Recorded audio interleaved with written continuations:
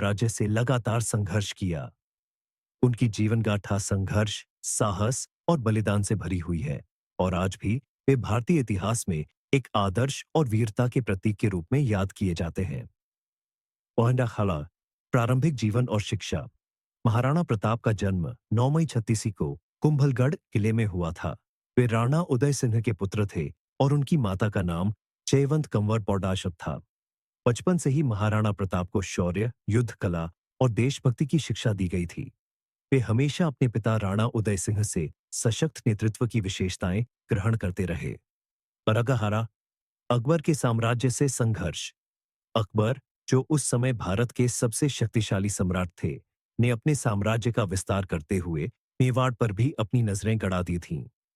राणा उदय सिंह ने 667 में चित्तौड़गढ़ किले को छोड़ दिया था और तब से मेवाड़ की स्वतंत्रता की रक्षा का जिम्मा उनके पुत्र महाराणा प्रताप पर था। महाराणा प्रताप ने अकबर के विस्तारवादी साम्राज्य के खिलाफ अपने राज्य की रक्षा करने का संकल्प लिया और उन्हें कभी भी सम्राट अकबर के अधीन नहीं आने दिया। 1578 में अकबर ने चित्तौड़गढ़ किले पर आक्रमण किया और उसे जीत लिया, लेकिन महाराणा प्रताप ने संघर्ष करना जारी रखा। परडाडा सुनिए हल्दी घाटी का युद्ध, महाराणा प्रताप का सबसे प्रसिद्ध युद्ध हल्दी घाटी की लड़ाई अड्य, जो 18 जून को हुआ था, 1576 को हुआ था।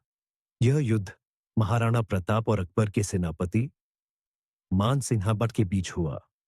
यह युद्ध कड़ा और निर्णायक था, जिसमें महाराणा प्रताप ने अपनी पूरी शक्ति से अकबर के साम्राज्य को चुनौती दी। हालांकि इस युद्ध में महाराणा प्रताप को कठिनाई का सामना करना पड़ा और वे युद्ध में हार गए, लेकिन उन्होंने कभी भी समर्पण नहीं किया। अरगाजा, संघर्ष के बावजूद दृढ़ नायक। हल्दी घाटी की हार के बावजूद महाराणा प्रताप ने हार मानने का नाम नहीं लिया। उन्होंने अपनी शक्ति को फिर से संचित किया और जंगलों में रहते हुए अकबर के खिलाफ संघर्ष जारी रखा।